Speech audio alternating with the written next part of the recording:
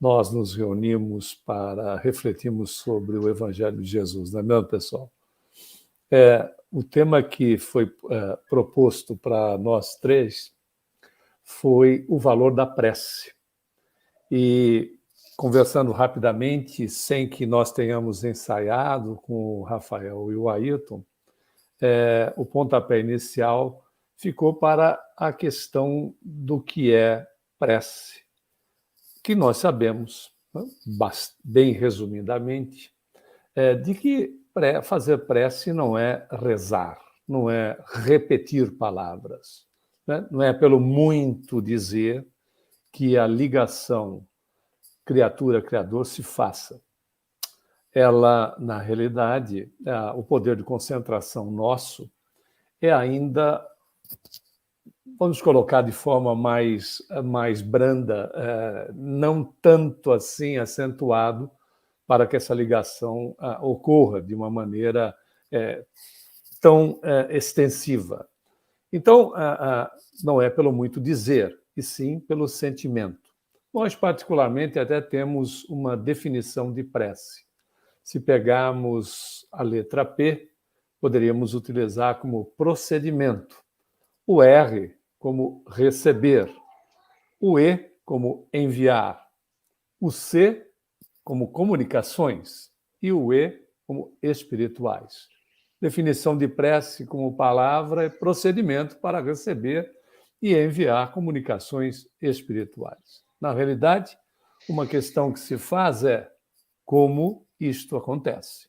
Então, nós vamos recorrer ao Evangelho segundo o Espiritismo para entendermos até como a nossa vontade, o nosso desejo, esta ligação criatura-criador, que nós sabemos, nós temos os intermediários, mentores, mentoras, podemos destinar para a entidade que nos é mais interessante, mais do nosso agrado. Isso pouca diferença faz, porque na dimensão espiritual não rola ciúmes com o espírito mais evoluído. Mas existe um mecanismo que o codificador nos explica exatamente no Evangelho segundo o Espiritismo, dizendo que tudo está contido no fluido cósmico ou universal. E ele serve para nós como veículo do pensamento. Olha que beleza. Ao emitirmos um pensamento, estamos emitindo matéria mental. Pensamento é energia, logo é matéria mental.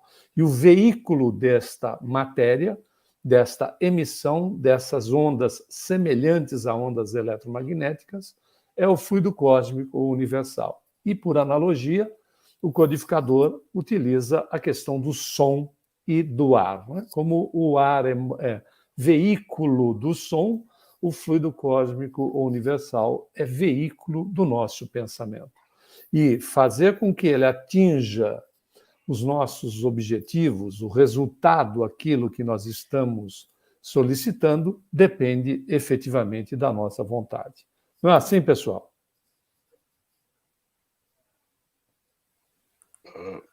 Boa noite. Boa noite a todos. Boa noite, meu querido Ayrton, meu querido Humberto. Prazer, uma satisfação fazer parte desse trio aqui nessa noite para discutir as questões relativas a esse tema que é essencial, né, na vida de todos nós, sempre foi e sempre será, né? E só para acrescentar o que você disse, Humberto, eu também eu tenho muito esse hábito, quando eu pego um tema para estudar, a palavra central ou as palavras principais, eu vou logo em busca de uma definição, para em cima da definição a gente buscar o esclarecimento e expandir o entendimento em torno, né, desse sentido e desse significado. E aí você, né, de uma forma bem abrangente e mas bem esclarecedora, né, colocou essa questão da definição. E se nós formos ao dicionário propriamente dito, né, nós vamos ver de uma forma bem prática para o dia a dia da maioria das pessoas que prece significa oração a Deus, para agradecer, louvar ou suplicar. E o sentido da palavra prece, ela vem do latim de prex ou preces, que significa súplica. E por que eu estou dizendo isso? Porque o sentido da prece enquanto súplica, né, nos coloca numa posição muito simplista de que se dirigir a Deus é no sentido de pedir alguma coisa em função de um desespero ou de uma situação desfavorável, né, para todos nós. Então, eu achei muito interessante, porque eu posso dizer que, ao longo da nossa caminhada, né, da história da humanidade, nós sabemos que uma série de conceitos ou de entendimentos a respeito de várias questões, principalmente no sentido religioso, espiritual, hoje nós já temos um update, né, de muita coisa, principalmente trazido pela espiritualidade. Então, o sentido e o significado ele é muito mais amplo hoje no caso da prece. E me preparando para o estudo de hoje, eu assisti uma série de palestras e numa delas o Arthur Valadares faz a menção à questão 659 do Livro dos Espíritos, que pergunta, onde Kardec pergunta justamente isso: qual o caráter geral da prece? E a espiritualidade vem respondendo que é um ato de adoração, é pensar em Deus, é aproximar-se dele, né? E é pôr-se em comunicação com ele. E aí eles finalizam dizendo que as três coisas podemos propor-nos por meio da prece: louvar, pedir e agradecer. Então, nesse sentido, eu vejo já como algo a mais que não apenas suplicar, né? Que era o que nós geralmente viemos fazendo ao longo desses milhares de anos em que caminhamos aqui na superfície da Terra.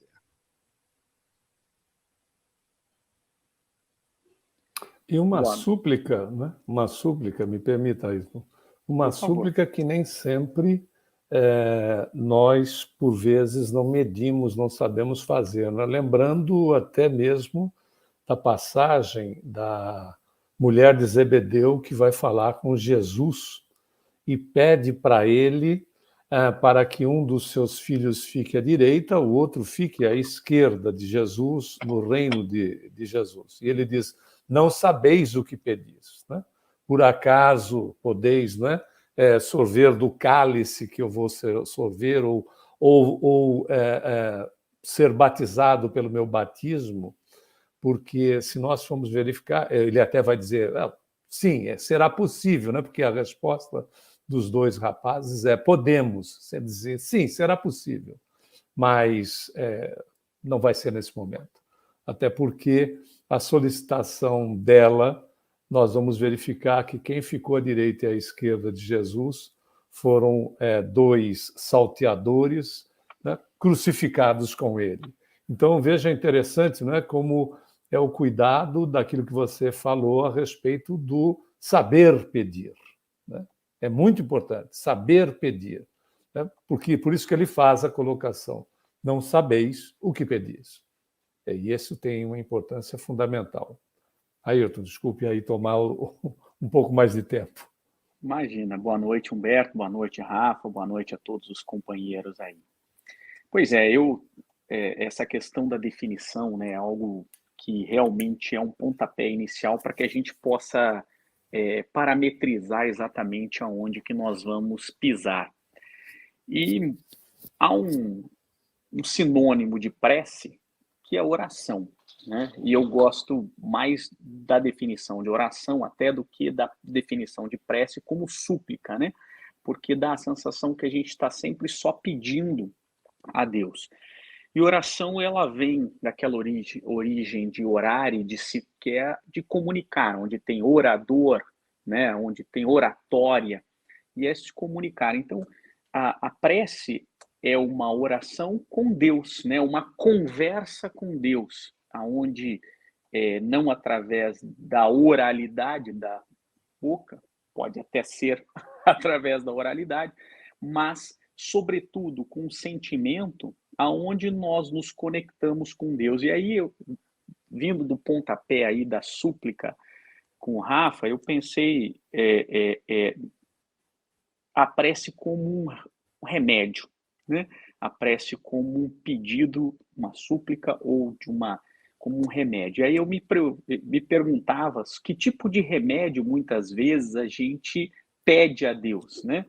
A gente pede um placebo, que é aquele só falar, um monte de coisa, às vezes até muito bonito, né? Mas sem sentimento nenhum. É a conversa vazia, é o remédio placebo, né?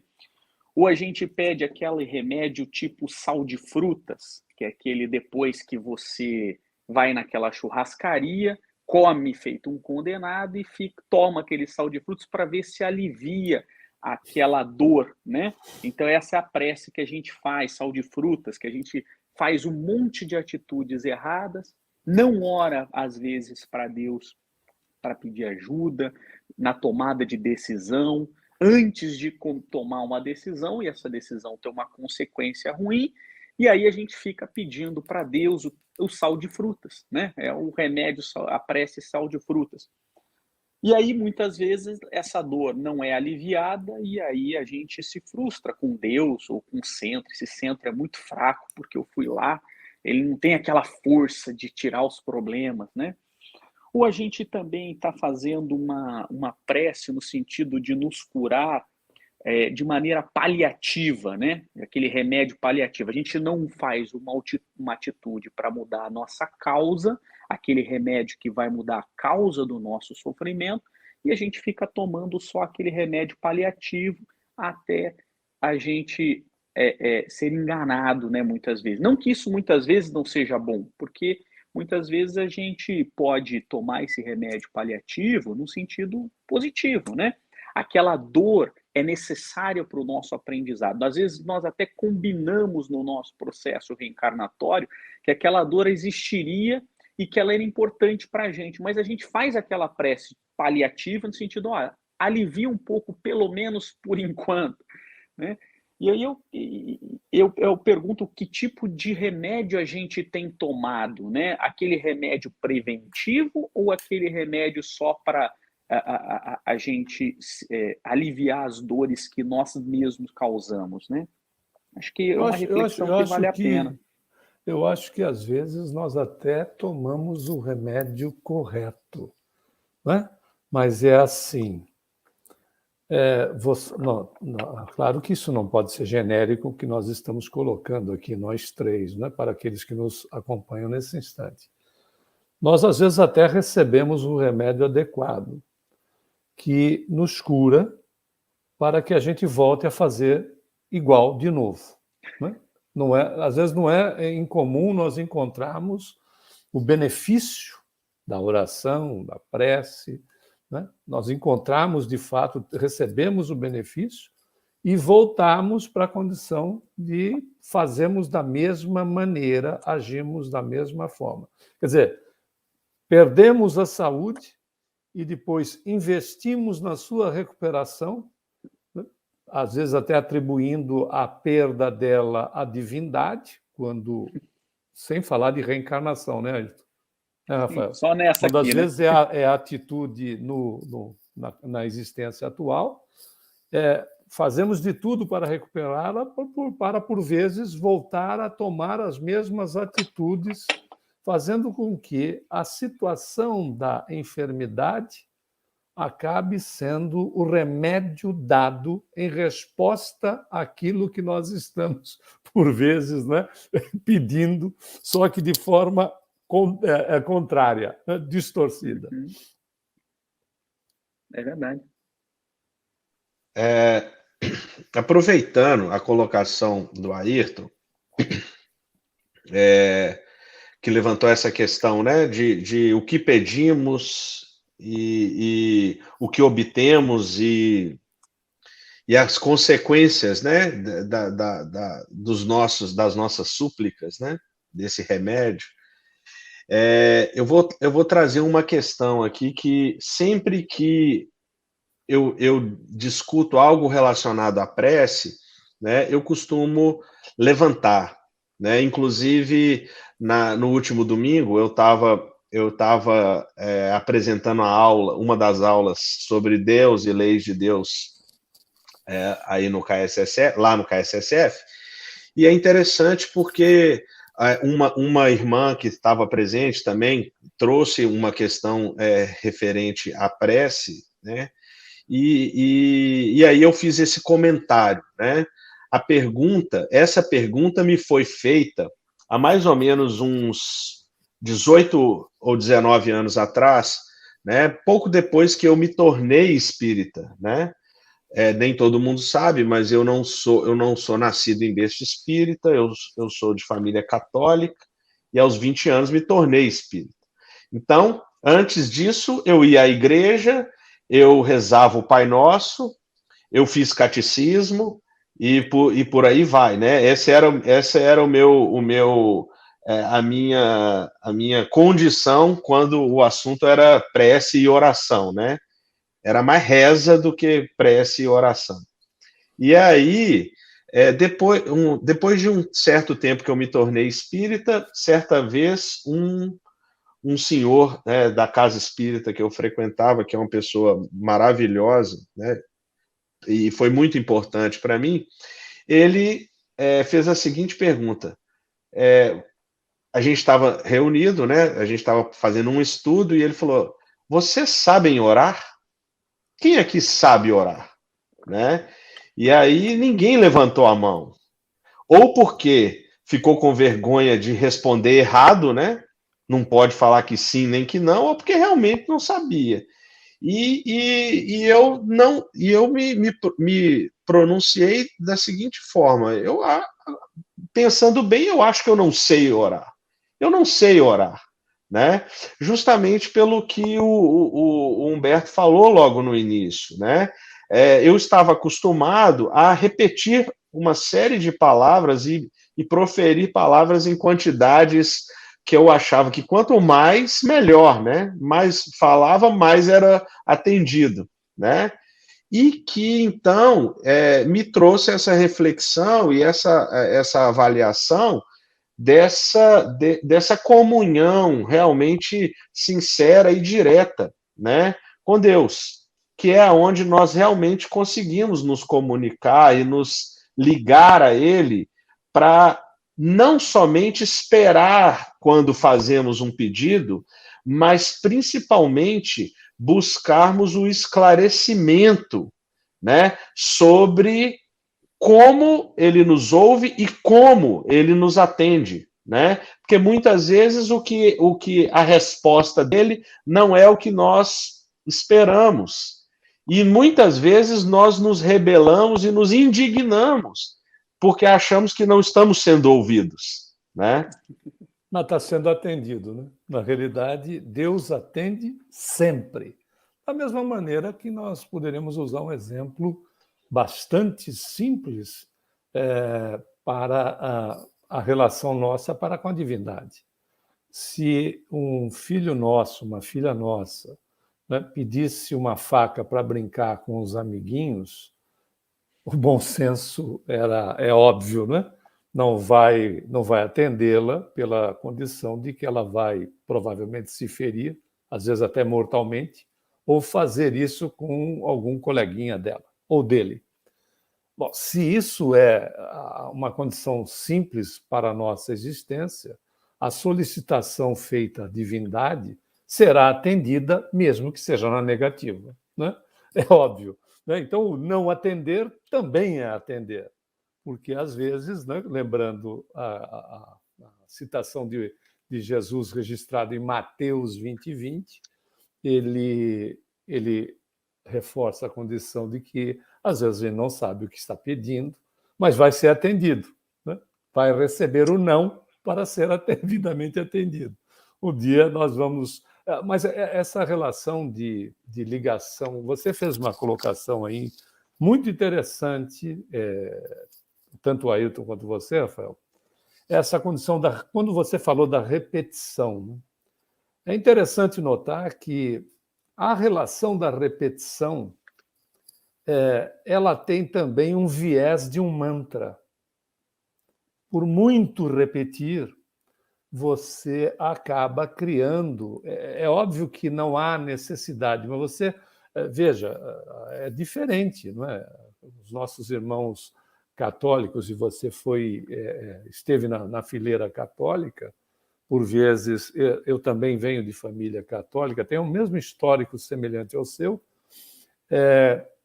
e, na realidade, havia uma repetição, até recomendada pelo próprio pároco, que fosse interessante, né? Você faça X Pai Nosso, X Ave Maria, principalmente depois do confessionário, né? Tinha lá um tipo de penitência, que era fazer várias vezes determinada oração. Mas funciona também como um mantra, que atua na criatura à medida que ela faça isso realmente voltada para a condição de se melhorar. De que esta a repetição, esta postura, faça com que ela, de fato, né, tenha aí a predisposição de fazer a mudança necessária, ou pelo menos amenizar o seu posicionamento diante daquilo que levou lá para o pároco, lá para o padre, etc. Quer dizer, funciona, desde que haja essa disposição. Se vocês me permitirem, eu gostaria até de pegar alguns pontos onde o próprio André Luiz trabalha em relação a essa condição. Não numa obra só, mas ele trabalha no mundo maior, mas trabalha também nos Missionários da Luz, ele vem, não é, acrescentando. Mas se nós formos olhar a situação da oração, conforme o Ayrton bem definiu, e assim, muito positivamente, né? Esse diálogo com a divindade, né? A prece, a oração, esse diálogo com a divindade. Nós temos o nosso consciente da vida atual, mas também temos o subconsciente, que é o banco de memória da vida atual. Ou seja, o consciente funciona para nós como um verdadeiro elemento de passagem para aquilo que a gente chama de subconsciente, que é o banco de memória da vida atual. Mas nós não somos só isso, né? Nós também temos o subconsciente profundo, que é a memória das encarnações passadas. Não o que eu fui, mas tudo aquilo que eu fiz, estivesse reencarnado ou não. Mas também não somos só isso. Temos o superconsciente, que são as nossas potencialidades psíquicas superiores. É aonde está o ensinamento de Jesus, vós sois deuses. Tudo isso, no entanto, faz uma interatividade. Quando nós fazemos esta ligação criatura-criador, nós, com a disposição de querer mudar, de querer melhorar, né, com o desejo, de fato, de fazer alteração, nós influenciamos nesse todo. Essas situações mal resolvidas que se encontram na relação do subconsciente profundo, é oxigenado, tanto quanto o que está no subconsciente desta existência. Recebe uma oxigenação, fazendo com que aquilo que poderia emergir, vá emergir, se for o caso, de forma minimizada, ou até mesmo ela não tenha permissão para emergir. E atingimos, através da prece, isso só para falar em nós mesmos, né? Isso é só o trabalho de nós para conosco. Atingimos o superconsciente, aonde estão essas potencialidades psíquicas superiores, exatamente essas expressões desse Deus que nós somos. Imaginemos essa disposição, esta postura, tendo a ligação, e a gente fala com Deus, mas podemos usar a figura que a gente quiser, com Jesus, com mentor, com mentora, fortalecendo-nos dentro desta nossa disposição, dessa nossa nova proposta. Para ilustrar, é a mesma coisa que nós, quando queremos auxiliar alguém, nós sempre somos auxiliados para que a assistência a essa criatura tenha maior dimensão. Veja a beleza que nós conseguimos com a prece, com a oração, em nós mesmos, antes mesmo de a gente fazer essa ligação. Seja, então, da maneira que for, né? Porque nós vamos encontrar, até mesmo dentro do exemplo do Rafael, essas questões de que funcionam como um verdadeiro mantra, né? Mas nós sabemos que não há essa necessidade, mas é respeitável naqueles que assim necessitam ainda de fazer essa ligação com essa instrumentalidade, se a gente pode usar essa palavra. Quer dizer, né, Humberto, acho que você foi de maneira muito profunda, brilhante, quando você, ao traduzir diversas obras do André Luiz, você trouxe para nós o que, na verdade, Kardec também coloca, tanto no Evangelho segundo o Espiritismo como no Livro dos Espíritos, que tudo vai funcionar com o sentimento.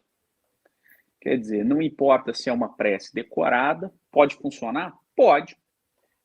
Tanto que o próprio Kardec coloca uma coletânea de preces no final do Evangelho segundo o Espiritismo, e que a gente pode ler, né? Pode ser uma prece paga.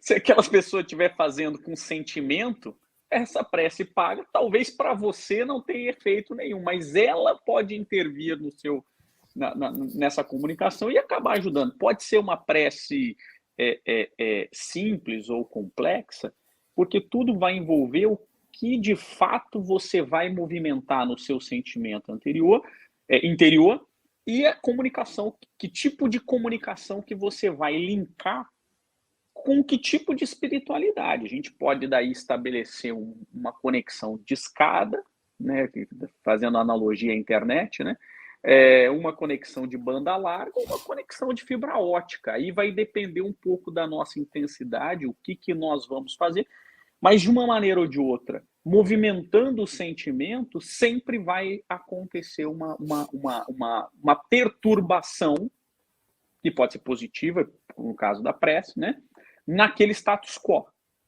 né? E essa perturbação vai gerar uma consequência positiva. Né? Mais ou menos isso aí, né? Só para a gente poder fazer um resumo ainda do que o Humberto nos trouxe. Né?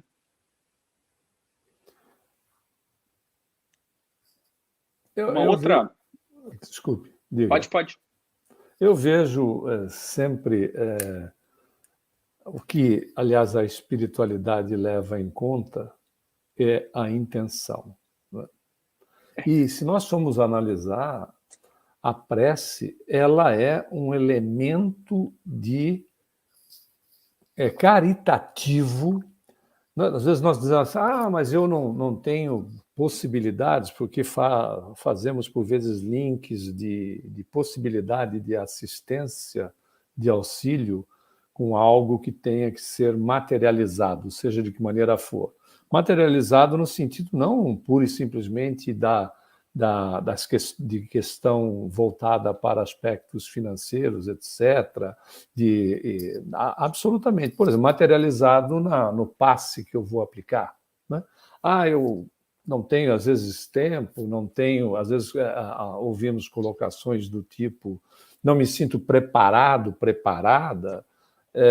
Ok, pode ser, mas a prece é um elemento caritativo impressionante de favorecimento àquele que faz para aquele que é dirigido. Eu gosto de uma expressão do Emmanuel. Ele vai fazer ele faz uma analogia com o pedido de uma mãe. Ele diz assim que a prece de uma mãe não abre as portas do céu, arromba. A prece, a oração, né, como nós achamos mais adequado, ela, literalmente, quando nós estamos dispostos a auxiliar, ela é elemento caritativo absoluto. quando nós fazemos uma prece intercessória. Nós nos dirigimos a Deus, a Jesus, aos nossos amigos espirituais, né? Ao santo da nossa predileção, porque nós podemos estar sendo acompanhados por pessoas que, porventura, pratiquem outra religião, sem qualquer tipo de problema. Não é? Seja, nós fazemos uma prece intercessória, um trabalho de caridade, amor em ação, pedindo para o outro. É tão impressionante que nós aprendemos isso com Jesus. Até mesmo quando ele está crucificado, ele faz uma prece intercessória em favor de não só daqueles que o crucificaram, como da ignorância da humanidade como um todo, quando ele diz, eles não sabem o que fazem. Ele está fazendo uma intercessão para Deus, imagina, o cidadão está crucificado e se dirige às criaturas que estavam ali fazendo o processo da crucificação, mas representando o desconhecimento, a ignorância do respeito ao semelhante. Né? Aquele grupo representava isso. E ele faz uma prece intercessória. Então, o próprio Jesus, nos seus momentos finais da sua existência no planeta, já nos estimula em vários momentos, mas até mesmo nesse instante, as questões de que nós podemos fazer e muito, desde que nós tenhamos, né, a disposição de fazê-lo. E não precisa de tempo nem de local, né? Porque a prece, ela tem, particularmente para mim, ela tem uma expressão muito maior, porque essa nossa conversa aqui há que ser uma prece. Uma leitura de um bom livro há que ser uma prece. Quando nós admiramos a beleza da natureza, estou dando alguns exemplos, há que ser uma prece. Quando eu tenha até mesmo assista um documentário, um programa, que pode ser até de humor, mas humor inteligente, etc., né, que me coloque num patamar de alegria ou me toque sentimentos, há que ser uma prece. E eu posso dividir isso com o meu semelhante naquele instante, pensando em alguém que possa me conhecer, ou não necessariamente nós tenhamos conhecimento, né? Porque vemos tanta dificuldade no planeta que é possível eu dividir meus momentos positivos, né, sem ter que, né, fazer uma transformação imediata para níveis superiores com aqueles que, porventura, têm mais dificuldade do que eu mesmo. Eu queria voltar só um pouquinho aí, porque vocês falaram tanta coisa legal. Mencionaram as obras de André Luiz, né? E por acaso, né, eu estava revisitando aqui um pouco antes de nós iniciarmos, né? Se nós formos ao livro Entre a Terra e o Céu, né, o primeiro capítulo se chama Em Torno da Prece. E o livro é aberto, né, com um comentário de Clarencio sobre a sublimidade da prece. E depois desse início se desenrola toda a história que nós vamos ter ali, né, com aquela riqueza de acontecimentos, de vai e vem e de encarnações uma após a outra ali entre os personagens, exatamente, e para o desfecho, né, dos episódios, assim, da melhor forma possível, né, vamos dizer assim. E o Humberto também comentou uma coisa que me agrada muito a respeito da intenção e da sinceridade da fé, no momento em que nós buscamos esse melhoramento pessoal e íntimo, né? Porque quando nós conseguimos estabelecer essa conexão verdadeira com o Pai, é inevitável, né, se nós estivermos realmente dispostos e abertos a compreender, né, Deus e compreender a sua benevolência infinita para conosco, né, nós passamos a não mais simplesmente, não é mais uma crença apenas, né? Eu rezo porque eu acredito em Deus, né? Não é mais só isso. Eu oro porque eu me conecto realmente com Deus. E a partir do momento que nós conseguimos nos conectar verdadeiramente, né? Nós estamos trazendo para dentro de nós justamente os elementos da divindade, que é amor incondicional, justiça, né? A justiça plena, a compreensão, né, de tudo que está ao nosso entorno, e dessa forma nós não temos como não alcançar a felicidade, né?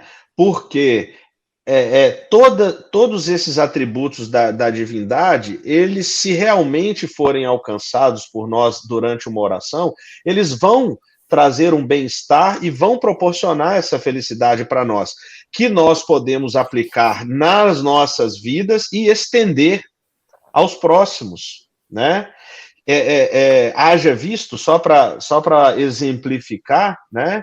Os grupos de oração que nós temos, inclusive no próprio KSF, nós temos os GOs, e o efeito desses grupos de oração em nós mesmos, né? Eu posso dizer, como participante de um deles, é uma coisa que não tem medida, que não tem tamanho, né? Então você entra com a intenção de ajudar, de estender o seu pensamento em benefício de um irmão necessitado, né? E as listas são generosas muitas vezes, são extensas, dos problemas dos mais diversos tipos, né? E quando nós saímos desse trabalho, que dura nada mais, nada menos que 40, 45 minutos, né? Nós estamos plenos de felicidade. E ao longo dos dias, na semana seguinte, vem sempre as informações e as mensagens daqueles que são mencionados nas orações, da melhoria que eles alcançam, né? Então, assim, o valor é incontestável, né?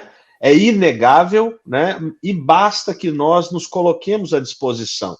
Só para fechar, lembrando daquela ocasião em que a Madre Teresa, sendo entrevistada, né, foi perguntada pelo repórter, quando ela orava, né, o que ela falava com Deus, né?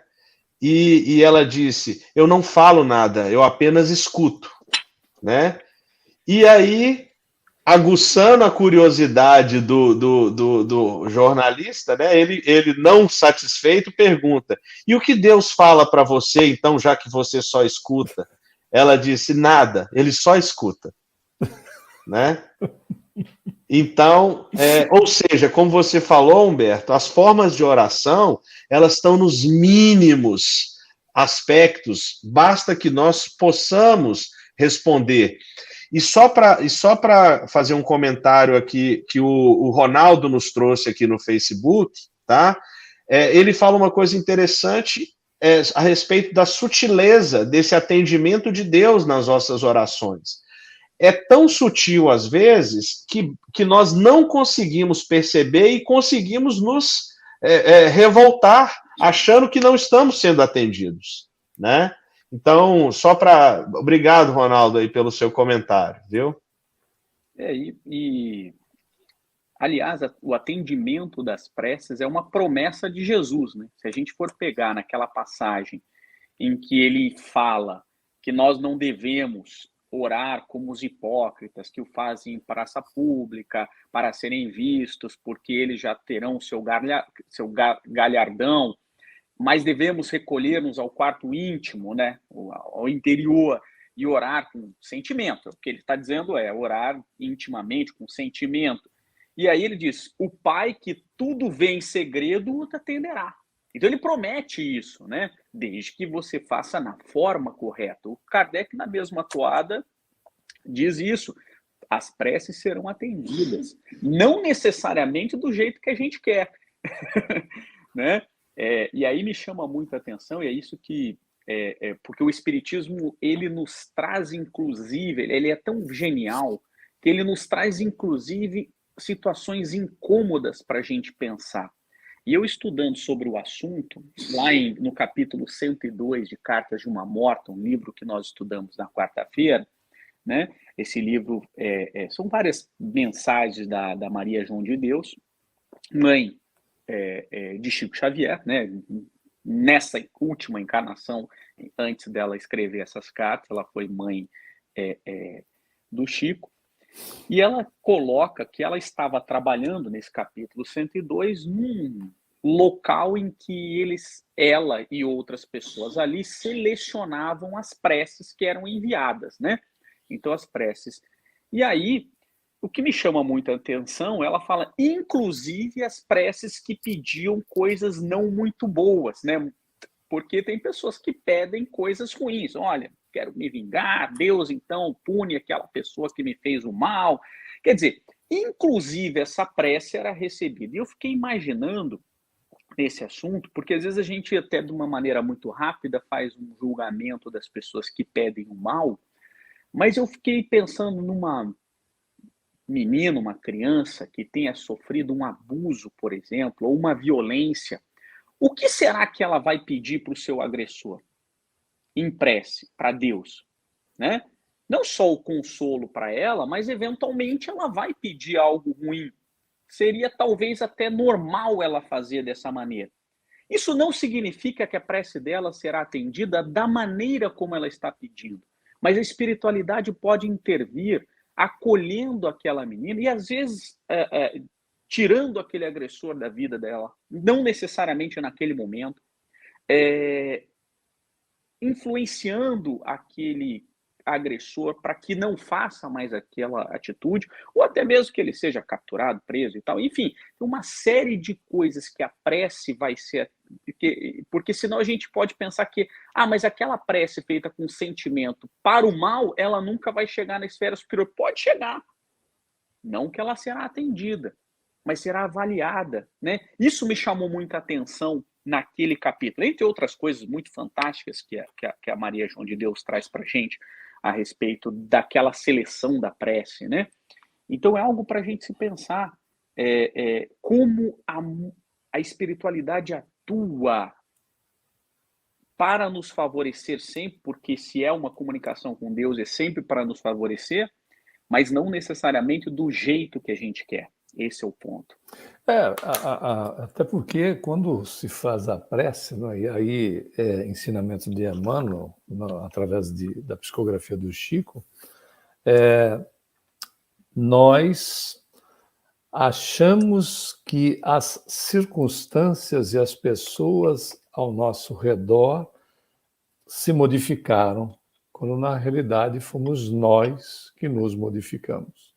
E é tão interessante porque Emmanuel dá continuidade dizendo que a prece sempre é luz para as nossas vidas, sempre é luz, independente da situação que nós estejamos vivenciando. Mas ele vai tocar nesses pontos em relação ao nosso interior. A prece, ela é como nós entrarmos num quarto, num ambiente que esteja completamente desarrumado e acendamos a luz. A luz não vai arrumar o ambiente, não vai tirar o pó, não vai ajeitar as coisas no ambiente, mas vai mostrar aquilo que nós devemos fazer. É fantástico, né? Porque nós sempre, então, seremos atendidos dentro daquilo que é, conforme o Ayrton disse, também o Rafael, dentro daquilo que é necessário e no tempo que seja. E é incrível notar, porque ontem, até no estudo lá do Paulo Estevão, nós lembramos de uma mensagem onde diz que o Senhor nos atende das mais diversas maneiras, só que a gente precisa prestar atenção. Às vezes é numa palavra de um amigo, num texto que nós lemos, num pedaço de filme que nós estamos assistindo, num letreiro, não é? Num outdoor que a gente, de repente, passe os olhos. Enfim, sempre tem essa luz, de alguma maneira, chegando para nós, não dizendo o que a gente deve fazer, mas, né, apontando situações para que nós possamos realizar, desde que nós tenhamos interesse de. É tão interessante também notar que nós pedimos. Quando estamos sendo atendidos no primeiro pedido, já estamos no 10º, nem lembramos mais do primeiro. Porque a gente tem uma necessidade, né, e uma ansiedade em ser atendido logo, atendida logo, que vai pedindo, e a gente está sendo atendido, só que, não é, já está tão lá na frente esse petitório que já não lembra mais o que pediu lá para trás. Né? Essa é uma situação muito normal até, não é? De que a gente tem que entender que se a solicitação que o Ayrton falou fizer sentido, a gente tem um elemento que se chama tempo. A fruta boa de qualidade amadurece no pé. E ela não chega a amadurecer de uma hora para outra. Né? Existe um tempo. Então, esse é o ponto, a maturidade em relação àquilo que nós podemos até receber, mas precisamos ter primeiro a maturidade, amadurecer para que aquilo nos alcance e nós não nos percamos se tivéssemos recebido antes da hora. O que, por exemplo, em muitos casos, o indivíduo recebe uma fortuna e não tem maturidade para administrá-la. Cria para si próprio, e às vezes para as pessoas que o cercam, um grande problema. Quando a criatura tem a maturidade, ela faz uma boa administração. Isso é apenas para ilustrar, né? Um exemplo para nós ilustrarmos. E assim, eu queria só levantar rapidamente, né, o que pedir, né, o que se dizer numa prece. Nós já falamos aqui sobre diversas formas de orar, né? E já falamos também que a espiritualidade já nos trouxe diversas mensagens em diversas obras, né? A respeito de pedir, agradecer, né? E saber aguardar com paciência, né? A essas solicitações que fazemos ao Pai, né? Ou a qualquer irmão mais adiantado que possa interceder por nós diante do Pai.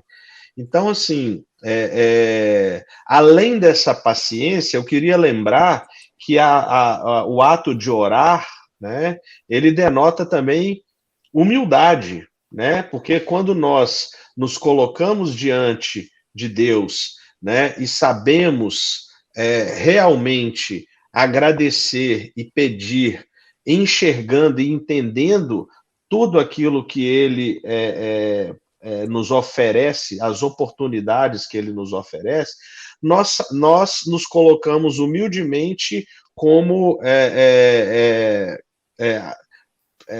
sem arrogância, né, ou sem sermos ou conscientes de que não dependemos só de nós, né, para que a nossa existência e as nossas questões sejam resolvidas aqui na nossa encarnação. né? E eu queria também aproveitar para, numa das obras de Joana e de Valdo, ela coloca, né, a importância de nós reconhecermos as oportunidades ao invés de reclamar. Ela fala que reclamar é perder tempo, né?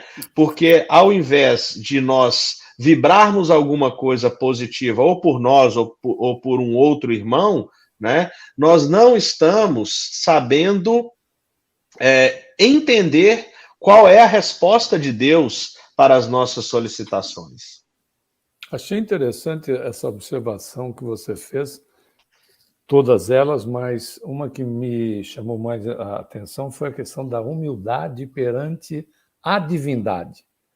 Porque, às vezes, a gente, não é incomum ouvirmos, quando não somos nós mesmos, dizer assim, não, Deus conhece tudo. Logo, é desnecessário orar, porque as leis universais não vão ser alteradas porque eu estou fazendo uma oração. Bom, primeiro, as leis, se elas são universais, e já não são mais únicas, né? Porque não são mais de um universo, já se fala em 11 dimensões, 10 dimensões desse universo que a gente só conhece 4%, e mais uma que seria o tempo. Bom, enfim, a coisa vai muito longe. Já não se fala em universo, se fala multiverso. Então, essas leis, elas não são voltadas para o nosso planeta apenas. Elas estão numa condição de que nós não conhecemos até onde nós podemos ser atendidos sem que elas sejam alteradas. Mas, mesmo que essas solicitações não estejam diante de leis que não serão alteradas, você fez uma referência muito, muito importante. E a nossa humildade perante Deus, o nosso reconhecimento, a nossa gratidão, a gratidão pela vida, a gratidão pela força do trabalho, né? A gratidão por termos capacidades, né? Para poder evoluir, por mais dificuldades que existam, né? A assistência que acontece, né? A própria condição da reencarnação em si, né? Que Emmanuel diz que cada dia que nós despertamos, né? Mesmo para aqueles que trabalham à noite e despertam no dia de manhã, né? Como é o caso de um dos colegas nossos, que trabalha durante a noite toda, cada vez que nós despertamos, é a confiança de Deus que se renova na criatura. O Criador renova a sua confiança na criatura, né? Porque se nós não tivéssemos numa condição de importância para o momento atual, a gente já teria desencarnado, ou não nem reencarnado, né? Teria. Veja, esta relação já não é de gratidão, de humildade perante a divindade, dizendo, Senhor, eu sou grato por mais um dia. É uma posição onde a humildade está atuando, né, na gratidão de externar as possibilidades e de, obviamente, a gratidão em relação à confiança dele que se renova para um novo dia para cada um de nós, não é verdade? Outro aspecto que eu gostaria de trazer à baila, embora o nosso tempo esteja quase acabando, né? São 2 estudos científicos que eu tive acesso a respeito da questão da prece. O primeiro deles foi publicado no congresso da AME, pelo Dr. Décio. AME é a Associação Médica Espírita, né? E em que ele fazia um comparativo, foi feito um estudo com o cérebro das pessoas em meditação, porque a prece é muito difícil. Às vezes as pessoas vão fazer a prece e fazem maquinalmente, ou às vezes muito rápido, né? Então, você captar uma tomografia de quem realmente está em estado de prece é muito difícil. Mas o estudo diz o seguinte, a pessoa que realmente está em estado de prece, o cérebro se comporta da maneira de pessoas que estão em meditação. Aí ficou mais fácil fazer o estudo. Porque a pessoa que está em meditação, às vezes, consegue ficar muito mais tempo em meditação, e aí dá para fazer o exame de imagem naquele estado. Então, a primeira parte do estudo diz o seguinte: pessoas em prece realmente estão com o cérebro ativando zonas cerebrais semelhante às pessoas que estão em meditação, tá? E as pessoas que estão em meditação, e o mesmo acontece com quem está em prece, ativa áreas cerebrais de cura. Então, as mesmas áreas que são ativadas quando o processo entra em cura física, né, no cérebro, também é ativado com meditação. Então, vem a ciência, a grosso modo, eu estou fazendo um resumo muito rápido, né, e às vezes até, talvez até um pouco inadequado desse estudo, mas vale dizer que a pessoa que está em prece e em meditação está fazendo cura, tendendo àquela máxima de Jesus: pedis e obtereis. Jesus falou isso, né? Aliás, o estudo, se a gente procurar na internet, tem esse estudo, tem essa fala, chama-se até, aliás, pedis e obtereis. Esse é o primeiro. Ailton, me dá um minutinho antes que você entre no segundo, porque eu trouxe esse estudo. Ok. E ele diz o seguinte: durante a prece, o lobo frontal do cérebro, que é a área relacionada à atenção, fica mais ativo. O parietal fica menos ativo, diminuindo a noção de tempo e espaço. Aí, os efeitos semelhantes foram observados, né, na prece e na meditação. Por isso que a gente tem aquela sensação de ter saído do local. E é tão interessante notar, porque a ciência para nisso, dizendo a respeito das áreas ativadas, que dá essa, ou não ativadas, que dá essa sensação de sair do ambiente. Mas eles param aí. A questão da ciência para aí.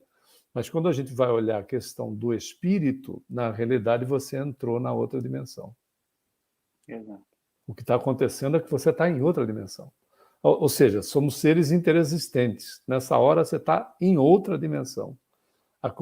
Veja a beleza, né, dos instantes de uma oração, do que ela produz no indivíduo.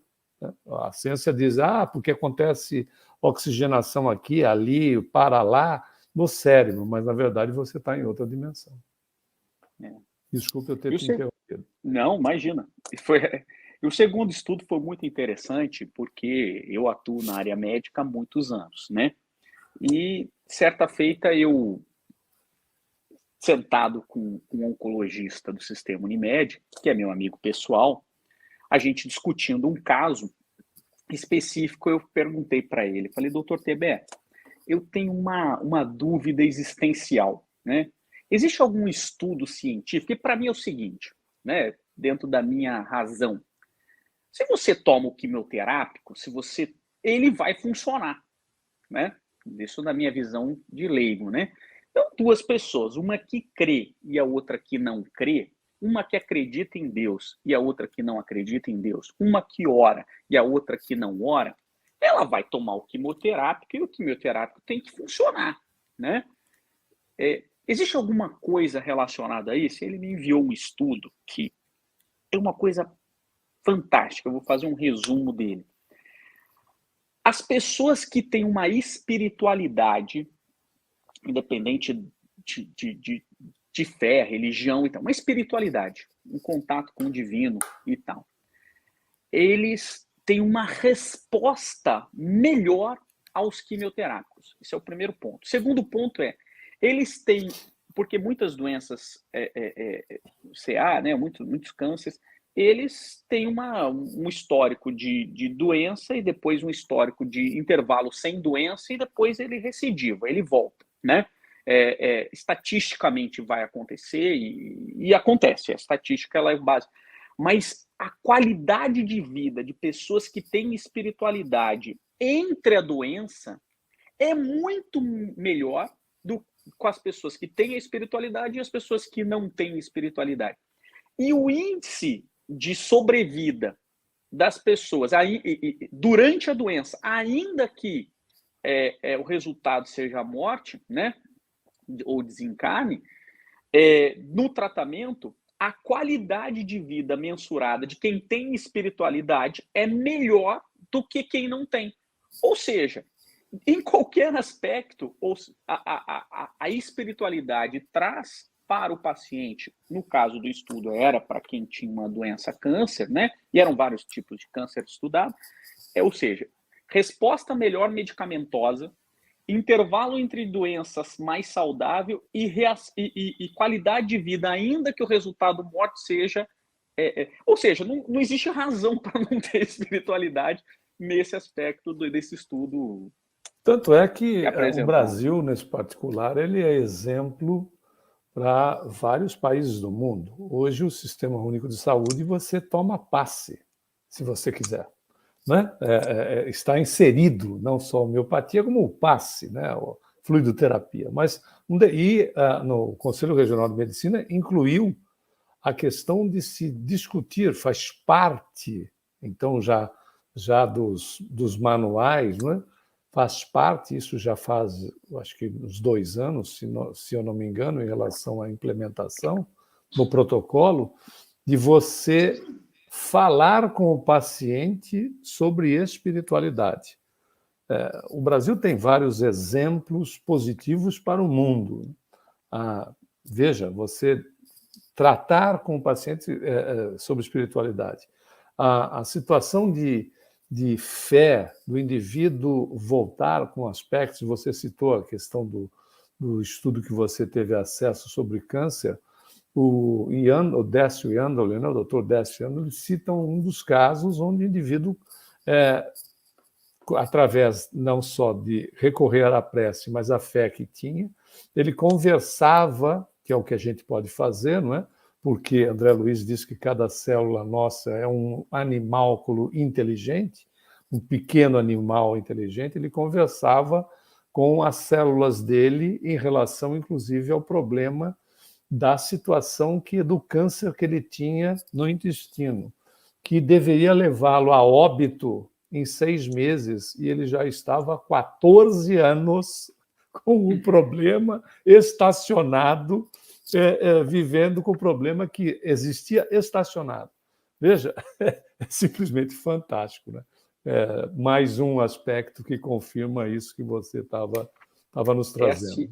É a ciência convergindo à espiritualidade. Aí eu me lembrei de uma frase atribuída a Pasteur, não sei se ele realmente disse isso, mas dizem que ele disse, e mesmo que ele não disse, a frase é boa. De qualquer maneira, né? Ele falou assim, estude um pouco de ciência e você se afastará de Deus. Estude bastante ciência e você se aproximará de Deus. Se não for dele, pode ser do Einstein. Um desses dois caras aí. De qualquer maneira... Muita ciência te afasta de Deus. Não, pouca ciência te afasta de Deus. Muita ciência te insere em Deus. Essa é do Einstein. Eu estava um pouco aflito aqui por causa do horário e, em paralelo, perguntei para a Marisa quanto tempo a gente tinha aqui. E ela disse que a gente tem 1h10, 1h15, que vai ser pouco, eu já sei. E eu falei para ela que junta os 3 que talvez mais falem no KSSF, só podia dar nisso, não tem como, né? Então, eu já vou fazer as minhas considerações mais no sentido de finalizar, e aí depois vocês também fazem o mesmo, por gentileza. Eu queria só, na questão da humildade, relembrar a humildade de Jesus e de vários dos seus missionários, né, que sempre oravam, e oravam muito, entravam em comunhão com o Pai. Né? Então, a começar de Jesus, que é o melhor exemplo, vários outros belos exemplos nos ensinaram a importância da oração. E Tiago, na carta de Tiago, né, no capítulo 4, versículo 8, ele fala: aproxime-se de Deus e Deus se aproximará de você.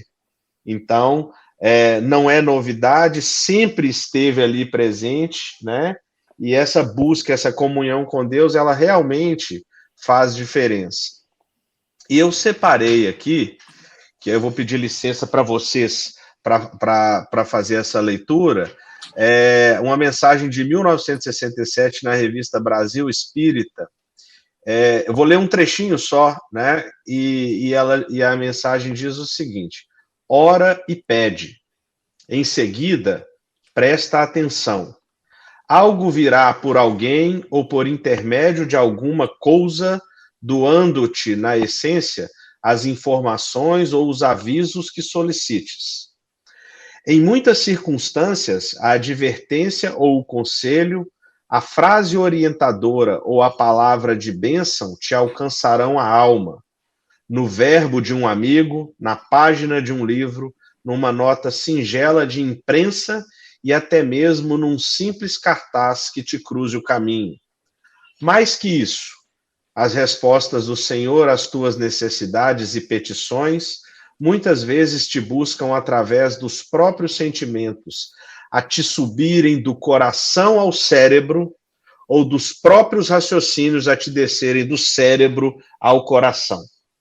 Então, essa é a mensagem que eu queria deixar nesse encerramento, e queria pedir, né, que todos, principalmente, ensinem as crianças a rezar e a orar. Né? Eu acho que é muito importante a criança crescer com essa noção de que ela pode conversar com Deus e alcançar, né, o que ela achar necessário para a sua vida, como ela conversa conosco, né, com os pais, com os adultos, com as pessoas mais próximas, que podem orientar. Né? E não poderia faltar, da minha parte, um para casa. No capítulo 27 do Evangelho segundo o Espiritismo, nos itens 22 e 23, as instruções dos Espíritos, tá? Fala sobre a maneira de orar e a felicidade que a prece proporciona, mensagem de Santo Agostinho. Então fica a sugestão para todos que estão nos ouvindo, capítulo 27 do Evangelho segundo o Espiritismo, itens 22 e 23. E assim, né, eu passo a palavra já com mais com um enorme agradecimento por poder fazer parte desse estudo com vocês hoje à noite. Eu também gostaria de estender a minha gratidão pessoal por essa oportunidade que nós tivemos, junto ao Rafael, ao Ayrton e aos amigos e amigas que nos acompanham, e lembrarmos com Mahatma Gandhi, que, quando perguntado a respeito da prece, disse que orar não era pedir, orar é a respiração da alma. Que nós estendamos essa respiração em forma de gratidão ao Criador. Que nós possamos, lembrando o que o Rafael falou, colocar para aqueles com os quais nós convivemos, sejamos nós responsáveis por eles ou não, sejam as criaturas do nosso relacionamento, a nossa gratidão em relação à vida, em relação à oportunidade que se renova em todos os instantes. Paz a todos, fiquemos com Deus. Nas minhas considerações finais, eu também quero agradecer essa oportunidade de estar com todos aqui, porque mais do que o que a gente consegue transmitir, vale o que a gente aprende aqui com os colegas, ou estudando antes para preparar para vocês, e na transmissão, porque esse aprendizado é fantástico.